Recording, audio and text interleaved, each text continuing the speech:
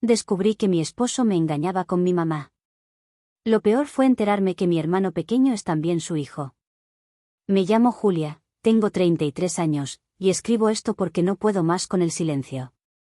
Porque hay dolores que no caben en el cuerpo, que no tienen palabras fáciles, ni consuelo. Hay traiciones que no se pueden explicar. Solo se sobreviven. Y lo mío no fue una infidelidad. Fue una demolición emocional, quirúrgicamente construida por las dos personas que más debían cuidarme en el mundo. Estuve casada durante casi 8 años con Gabriel. Nos conocimos jóvenes, en la universidad. Él era ese tipo de hombre que todos envidiaban, seguro, encantador, atento. Al principio pensé que era demasiado para mí. Que lo iba a espantar con mis inseguridades, con mi vida familiar algo disfuncional. Pero no. Me eligió. Me hizo sentir importante. Me presentó a su familia con orgullo. Y cuando llegó el momento, conoció a la mía. Incluida mi madre. Mi mamá siempre fue una mujer complicada. Hermosa, sí. De esas que llaman la atención al entrar a cualquier lugar. Pero también distante, fría, manipuladora en ciertos gestos pequeños que uno solo nota cuando ya es demasiado tarde.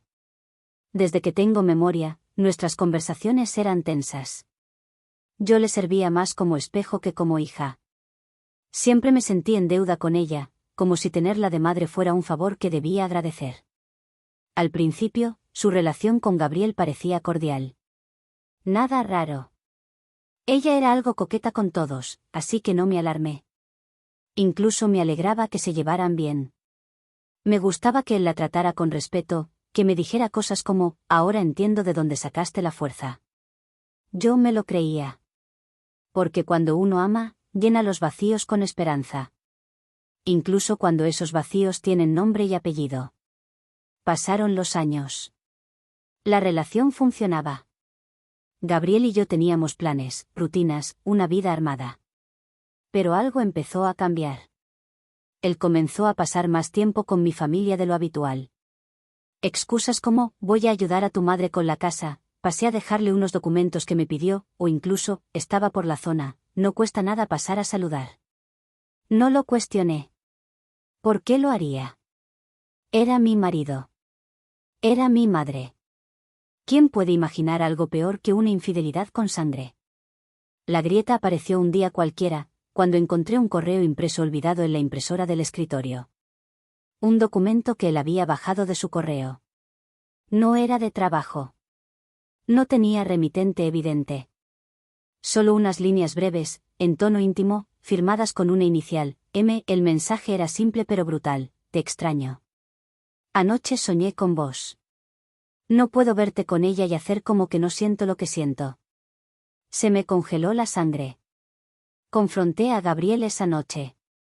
Me dijo que no era lo que pensaba. Que era una ex que se había obsesionado con él, que le seguía escribiendo.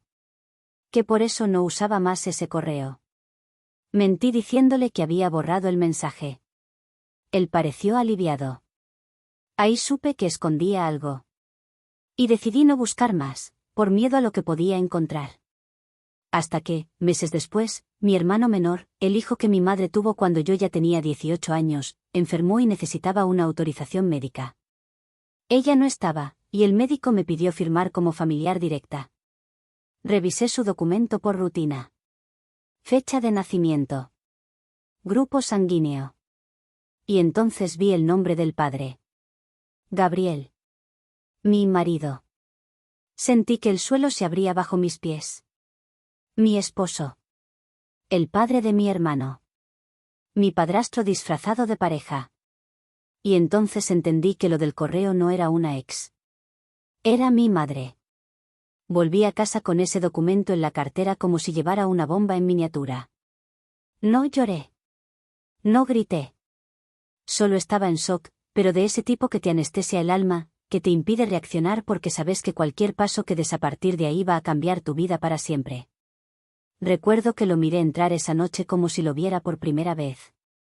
Su forma de dejar las llaves sobre la mesa, de sacarse los zapatos en silencio, de preguntarme si quería cenar algo. Esa rutina que durante años me pareció hogar, ahora me sonaba repugnante. Tenía el documento en la mano, arrugado de tanto apretarlo, y cuando me miró, ni siquiera necesité decir nada.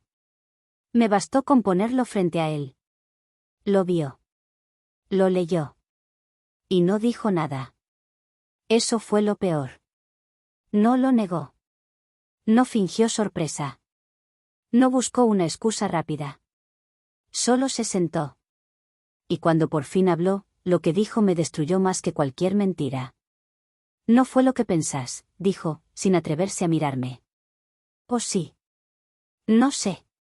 Pasó. Fue antes de vos. No sabía cómo decirte. Me quedé de pie, mirándolo desde arriba, preguntándome si estaba dormida, si eso era una pesadilla, si en cualquier momento iba a despertar. Pero no. Era mi cocina.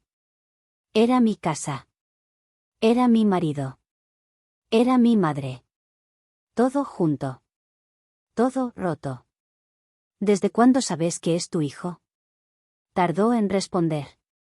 Desde el principio. Esa frase me partió. Porque no solo significaba que me había mentido todos estos años, significaba que lo eligió. Eligió sostener esa mentira. Eligió mirarme a la cara cada día, acostarse conmigo cada noche, llamarme amor, sabiendo que el hijo de mi madre, mi hermano de sangre, era también su hijo. Que mientras me hablaba de formar una familia conmigo, ya la tenía con ella. Que mientras yo lo soñaba como padre de mis hijos, él ya era padre de mi hermano. Le pregunté cómo pudo. ¿Cómo se atrevió? ¿Cómo sostuvo una doble vida tan perversa? Y su respuesta me dejó vacía. Al principio pensé que no iba a durar. Que había sido una locura. Pero cuando vos y yo nos enamoramos, pensé que podía dejarlo atrás. Pero ella no me dejó. ¿Ella? Le dije. ¿Estás diciendo que fue ella la que te buscó? Sí. Siempre volvía. Siempre sabía qué decir.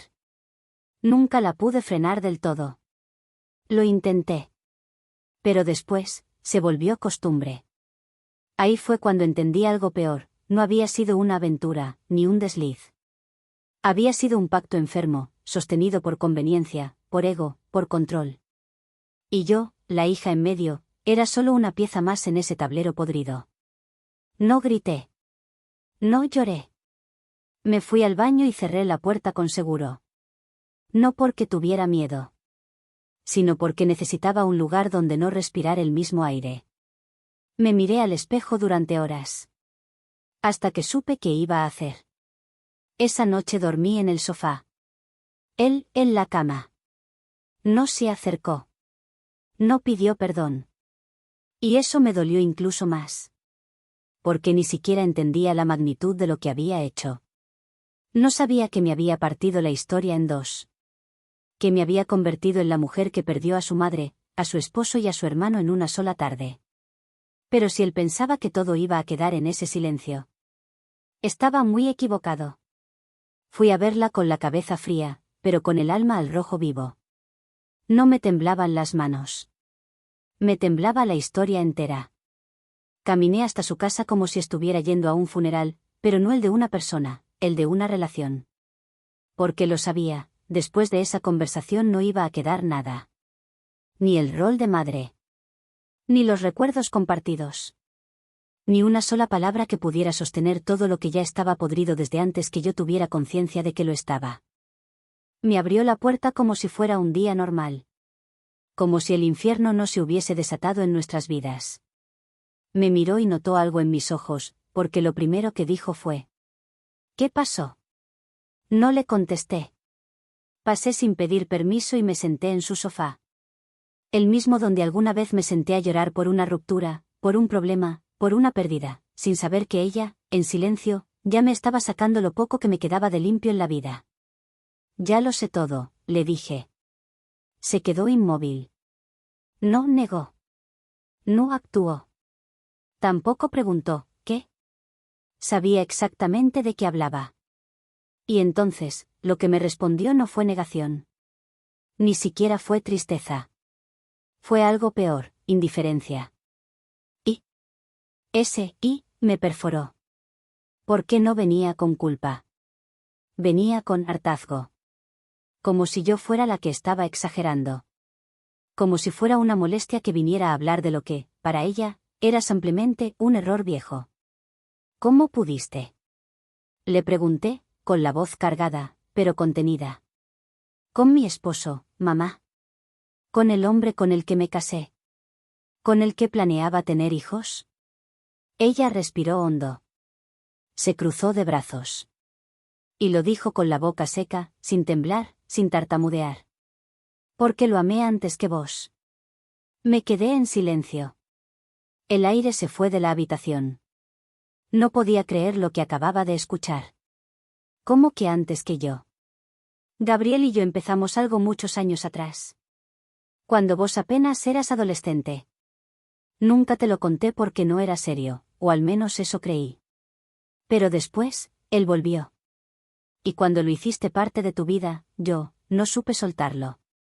Sos mi madre. Y él es un hombre, me interrumpió. Uno que me conoció antes que a vos. Uno que también me eligió, aunque no quieras verlo. Ahí lo entendí todo. No fue accidente. No fue impulso. Fue una competencia. Una guerra silenciosa que yo nunca supe que estaba librando. Ella nunca quiso ser solo madre. Quiso ser siempre la mujer más deseada de la habitación, incluso si eso significaba pisar a su propia hija para lograrlo. ¿Y mi hermano? Pregunté. ¿Tu hijo? ¿Su hijo? Y lo dijo. Sin pena. Sin miedo. Sin humanidad. Él lo sabe. Siempre lo supo. Nunca quise ocultárselo a él. Solo a vos. Porque sabía que no ibas a poder con eso. Siempre fuiste la más débil. La más débil. Eso fue lo que me quebró. No el engaño. No el hijo. No la traición. El desprecio. El desprecio de una madre hacia su hija, como si yo fuera una competencia más que había perdido. Me levanté. No dije más. No insulté. No lloré. Solo salí de esa casa con una certeza. Ya no tenía madre. Ni esposo. Ni hermano. Solo me tenía a mí. Y a eso, aunque no pareciera, todavía se le podía llamar un comienzo. Después de salir de su casa, no volví a mirar atrás. No volví a llamar. No volví a responder ni uno solo de los mensajes que empezaron a llegar como si el fuego pudiera apagarse con disculpas tardías. Gabriel me escribió durante días. Llamadas perdidas, correos, hasta cartas. No sé cómo llegamos a esto, no era lo que queríamos, te juro que te amé. Palabras secas de alguien que ya no tenía nada que ofrecerme más que ruinas. Mi madre, por su parte, fue distinta, ni una disculpa, ni una palabra. Solo silencio. Un silencio tan agresivo como todo lo que me ocultó. Como si para ella, haberme quitado la vida emocional fuera simplemente una consecuencia más de su egoísmo. Nunca reconoció nada. Nunca me buscó. Nunca intentó remendar. Porque no podía hacerlo sin derrumbar su versión de sí misma. Y ella no estaba dispuesta a hacerlo. Ni siquiera por su hija. Yo me fui. Cambié de ciudad. Me llevé poco, un par de valijas, mi computadora y la versión de mí que todavía estaba viva bajo todo el dolor. Comencé terapia. Lloré como una nena durante semanas. Pero después de tanto tiempo siendo la hija que calla, la esposa que espera, la mujer que aguanta, llorar también fue una forma de libertad. Empecé de cero. Nuevo trabajo, nuevos espacios, nuevos vínculos. Me hice preguntas que nunca me había permitido. ¿Quién soy yo fuera de los ojos de ellos? ¿Quién soy cuando no estoy intentando ser suficiente para alguien más? La respuesta llegó despacio. No en un momento revelador, sino en pequeñas cosas, cuando fui capaz de reír con amigas sin pensar en lo que había dejado atrás, cuando pude mirar una familia en la calle sin sentir rabia, cuando dejé de preguntarme, ¿por qué a mí?, para empezar a pensar, ¿y ahora qué puedo hacer conmigo? Fue en esos espacios que entendí que no me había roto, me habían vaciado, sí, pero todavía tenía las manos libres para llenarme de algo distinto. Algo que no fuera deuda emocional con gente que nunca supo querer sin destruir. Pasaron los meses. Me reconstruí. Y entonces, inevitablemente, empezaron a llegar noticias. Gabriel y mi madre intentaron vivir esa mentira como una relación formal. Lo sé porque mi hermana menor, que nada tuvo que ver con este infierno, me contó que lo habían blanqueado. Que empezaron a ir juntos a reuniones familiares, a actos escolares, a caminar de la mano como si no llevaran sobre los hombros la traición más vil. Pero no les duró. No podía durar. Porque cuando una historia nace de la traición, vive infestada de culpa, aunque se la maquille con rutina. Según supe, Gabriel intentó volver a su ciudad natal. Perdió el trabajo. Se alejó de su círculo. Algunos amigos le dieron la espalda. No por moralismo, sino porque era imposible sostenerle la mirada. Y mi madre, tan orgullosa, tan segura, empezó a vivir encerrada en su casa. Ya no salía con la cabeza en alto. Ya no era la mujer que podía con todo. Porque al final, cuando se apagó el escándalo, se quedó con él. Pero sin mí. Sin su hija. Y eso fue su castigo. El mío fue sobrevivir. Rearmarme sin saber si alguna vez podría volver a confiar. Pero lo hice. Un día, sin planearlo, conocí a alguien nuevo. No alguien que vino a rescatarme, ni a llenarme el vacío.